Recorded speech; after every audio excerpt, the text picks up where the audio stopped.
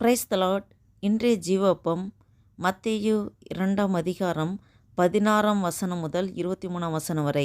அப்பொழுது ஏரோது தான் சாஸ்திரிகளால் வஞ்சிக்கப்பட்டதைக் கண்டு மிகுந்த கோபமடைந்து ஆட்களை அனுப்பி தான் சாஸ்திரிகளிடத்தில் திட்டமாய் விசாரித்த காலத்தின்படியே பெத்லகேமிலும் அதன் சகல எல்லைகளிலும் இருந்த 2 வயதுக்குட்பட்ட எல்லா ஆண் பிள்ளைகளையும் கொலை செய்தான்.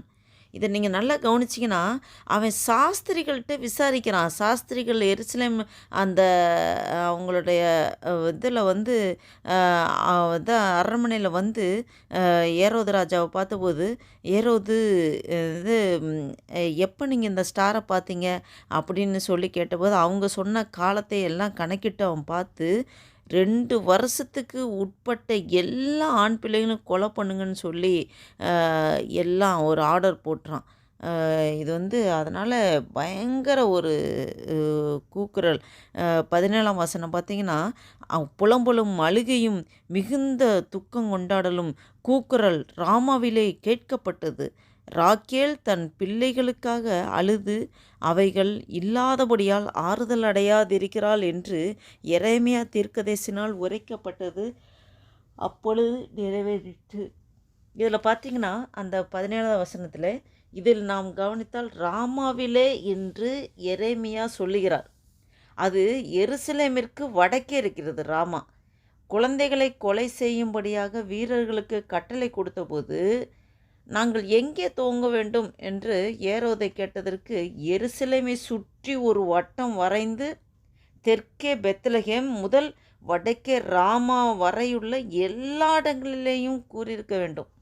அப்போ 10-12 மைல் சுற்றளவுள்ள எல்லாத்தையும் எல்லாம் அதில் இருந்த எல்லா ஆண் பிள்ளைகளையும் 2 வயசுக்கு உட்பட்ட எல்லா பிள்ளைகளையும் கொலை செய்கிறாங்க. அத்தனை பெற்றோர்களுக்கும் உள்ளம் எவ்வளோ நெருங்கியிருக்கும், எவ்வளோ ஒரு கொடுமையான காரியம். அதுக்கப்புறம் நீங்கள் பார்த்தீங்கன்னா 19ஆவது வசனம், ஏரோது இறந்த பின்பு கர்த்தருடைய தூதன் எகிப்திலே யோசேப்புக்கு சொப்பனத்தில் காணப்பட்டு, நீ எழுந்து பிள்ளையும் அதன் தாயையும் கூட்டிக் கொண்டு இஸ்ரேல் தேசத்துக்கும் போ, பிள்ளையின் பிராணனை வாங்க தேடினவர்கள் இறந்து போனார்கள் என்றான். அவன் எழுந்து பிள்ளையையும் அதன் தாயையும் கூட்டிக் கொண்டு இஸ்ரேல் தேசத்துக்கு வந்தான். ஆகிலும் அர்கெலாயு தன் தகப்பனாகிய ஏரோதின் பட்டத்திற்கு வந்து யூதேயாவில் அரசாளுகிறான் என்று கேள்விப்பட்டு அங்கே போக பயந்தான். அப்பொழுது அவன் சொப்பனத்தை தேவனால் எச்சரிக்கப்பட்டு கலிலேய நாட்டின் புறங்கள் விலகி போய். இதில் நீங்கள் நல்லா கவனிச்சிங்கன்னா, அர்கெலாயுங்கிறவன் அதே மாதிரி தான், ஏரோது மாதிரி இவனும் பயங்கர கொடுமையான ராஜா. அதனால தான் அது அந்த சொப்பனத்தில் தேவனால் எச்சரிக்கப்பட்டு கலிலேய புறங்களில் இருக்க விலகி போய் நாசரேத் என்னும் ஊரிலே வந்து வாசம் பண்ணினான்.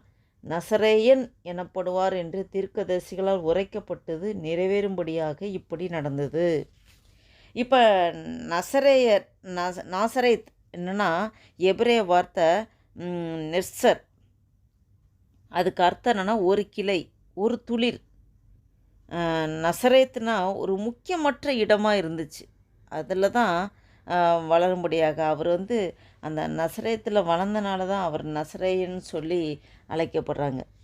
இந்த மத்தேயு 2ஆம் அதிகாரத்தில் நம்ம ஆரம்பத்தில் பார்த்தபடி, இந்த அதிகாரத்தில் நாம் பார்த்த 4 தீர்க்க தரிசனங்களும் இயேசு கிறிஸ்து பிறப்பு தொடர்பான இடங்களை குறித்த தீர்க்க தரிசனங்களாக இருந்தது.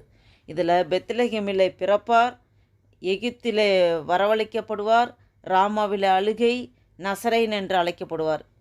இந்த தீர்க்க தரிசனங்கள்லாம் ஒரு காலத்தில் வினோதமாக இருந்தது. இது எப்படி நிறைவேறலாம் அவங்க நினச்சிருப்பாங்க.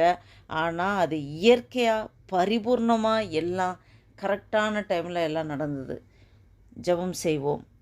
ஹல்லேலூயா. ஸ்தோத்திரிக்கிறோம் ஆண்டவரே. நன்றி தகப்பனே, நன்றியோடு துதிக்கிறோம், ஸ்தோத்திரிக்கிறோம். நேற்று மென்று மென்று மாறாதவரை அன்பு நேசர பரம தகப்பனமே நன்றியோடு துதிக்கிறோம். ஸ்தோத்திரிக்க கத்தாவே இந்த நாளைக்கு நன்றி செலுத்திக்கிறோம். இந்த புதிய நாளை காணிச்சு கிருபை செய்திரே, ஜீவன் தந்திரே, பலன் தந்திரே, சுகம் தந்திரே. நன்றி அப்பா. ஆண்டவரே அப்பா, நாங்கள் ஆண்டவரே அப்பா, ஆண்டவரே உம்முடைய பிறப்பின் நாட்களில் ஆண்டவரே அப்பா ஸ்தோத்திர கத்தாவே, அந்த 2 வயசுக்கு உட்பட்ட பிள்ளைகளை அப்பா ஏரோது ராஜா கொலை செய்தானே, பிசாசானவன் ஆண்டவரே, ஏரோது மூலமாக ஆண்டவரே பிசாசானவன் ஆண்டவரே உம்மை சிறுபிள்ளையாக இருக்கும்போதே அழித்து விட வேண்டும் என்று தீர்மானத்தோடு செயல்பட்டான் ஆண்டவரே. அதுபோல் ஆண்டவரே அப்பா உமக்கென்று எழும்பி பிரகாசிக்கிற பிள்ளைகள் அப்பா, மோசைக்கு இதே போல் நடந்து ஆண்டவரே, மோசையும் சின்ன பிள்ளையாக இருக்கும்போதே ஆண்டவரே அப்பா ஆண் பிள்ளைகள்லாம் தூக்கி ஆண்டவரை கொலை செய்கிற காலகட்டங்களில் ஆண்டவரே அப்பா அவன் தப்பிக்கப்பட்டான் ஆண்டவரே. பிசாசு ஆண்டவரே அதே போல் நாங்களும் தேவ சித்தத்தின்படி சிறுபிள்ளையாக இருக்கும்போதே பிசாசுக்கும் நன்றாக தெரியும் இந்த பிள்ளை வளர்ந்து பெரிதாக இது கர்த்தருக்காக வல்லமையாக எழும்பும் என்று அவனுக்கும் தெரியும். அவனும் சிறு பிள்ளையிலே கொலை செய்யணும்னு அநேக காரியங்களில் அப்பா பிள்ளை பருவத்திலே அநேக பேருக்கு இந்த மாதிரி காரியங்கள் சம்பவித்திருக்கலாம். சிறு பிள்ளையிலேயே உயிர் போகிற தருவாயில் கூட அப்பா மறுஜீவன் கிடைத்தது போல் நான் அப்பயே இறந்திருக்க வேண்டும், நான் இன்னும் ஜீவனோடு இருக்கிறேங்கிறது இது ஒரு காரணம். ஆண்டோட சித்தம் தீர்மானம் இல்லாமல் எதுவுமே நம்ம வாழ்க்கையில் நடக்காது. ஆண்டவர் இந்த பூமியில் நம்மளை உருவாக்கினால் அதுக்கு ஒரு நோக்கம் உண்டு, ஒரு முகாந்திரம் உண்டு. ஆண்டவர் ஏசப்பா இந்த பூமியில் வந்ததுக்கு ஒரு முகாந்திரம் உண்டு. அவர் மனுக்குலத்தை எல்லாருடைய பாவங்களுக்காக அவர் தன்னை தானே ஒப்பு கொடுத்து சிலுவையில் கடைசி சொட்டு ரத்தம் சிந்தும்படியாக சிலுவையில் மரித்து 3ஆம் நாள் உயிர்த்தெழுந்து இன்னும் ஜீவிக்க வேண்டும் என்றது ஆண்டோட சித்தம் தீர்மானம். இதை பிசாசான நன்றாக அறிந்து சிறுபிள்ளையிலே கொலை செய்ய தீர்மானித்திருந்தான். அதே போல் மோசையை கொண்டு பெரிய காரியங்களை ஆண்டவர் செய்ய இருக்கிறார் தெரிந்து அந்த சிறுபிள்ளையிலே அவனை அழிக்க பிசாசானவன் வகை தேடினான். அதுபோல் தேவ பிள்ளைகளாகிய நம்மளுக்கும் அநேக காரியங்கள் நம்ம வாழ்க்கையில் திரும்பி பார்க்கும்போது சிறுபிள்ளையிலேயே என்றோ நான் மரித்திருக்க வேண்டியிருக்க சூழ்நிலை, ஆனாலும் ஆண்டவர் எனக்கு ஜீவனை தந்து இன்னும் மட்டும் பலப்படுத்தி நடத்தியிருக்கிறார் என்று அநேக காரியங்கள் நம்ம சாட்சி சொல்லுவோம். என்ன நேர்ந்தாலும், என்ன சூழ்நிலை நம்ம வாழ்க்கை வந்தாலும், என்ன நடந்தாலும் நம்மளுடைய ஓட்டம் ஜெயமாய் முடியும் வரை ஆண்டவர் நம்மளுடைய ஜீவனை எடுக்கிறதுக்கு அனுமதிக்க விடவே மாட்டார். பிசாசின் கையில் ஒப்பு கொடுக்கவே மாட்டார். ஜீவ கிரீடத்தை ஒவ்வொரு பெற்றுக்கொள்ளும்படியாக அல்லேலூயா. அப்பா ஸ்தோத்திர கர்த்தாவே, இந்த வசனத்தை மூலம் எங்களோடு நீங்கள் பேசி கொண்டிருக்கிறாண்டவர். நன்றி தகப்பனே. ஆண்டவரே இந்த நாளை உடைய கருத்தில் ஒப்பு கொடுக்குறோம் ஆண்டவரே. அதை உணர்ந்தவர்களாக எங்களுக்குன்னு அப்பா எங்களுக்குன்னு ஒரு பாதையை நீங்கள் வைத்திருக்கிறீர் ஆண்டவரே. அந்த பாதையில் நாங்கள் ஓடி ஜீவ கிரீடத்தை பெற்றுக்கொள்ள ஆண்டவரே அப்பா, நீங்கள் எந்த நோக்கத்திற்காக எங்களை இந்த பூமியில் உருவாக்கினீரோ நோக்கம் நிறைவேறாமல் எங்களுடைய ஜீவனும் போகாத ஆண்டவரே. அப்பா இது நிமித்தம் எங்களோடு நீர் இடைப்பட்டு கொண்டிருக்கிறீர். ஸ்தோத்திரம் ஆண்டவரே. அப்பா நன்றி தகப்பனே. ஆண்டவரே தீர்க்க தரிசனங்களாம் எப்படி நிறைவேறும் என்று அந்த காலத்தில் அவங்க நினைத்த போது எல்லாம் நேர்த்தியாக இயற்கையாக பரிபூர்ணமாய் நிறைவேறினது போல எங்களோட வாழ்க்கையிலும் அநேக காரியங்கள் நீங்கள் தீர்க்க தரிசனம் வச்சுருக்கீங்க ஆண்டவரே.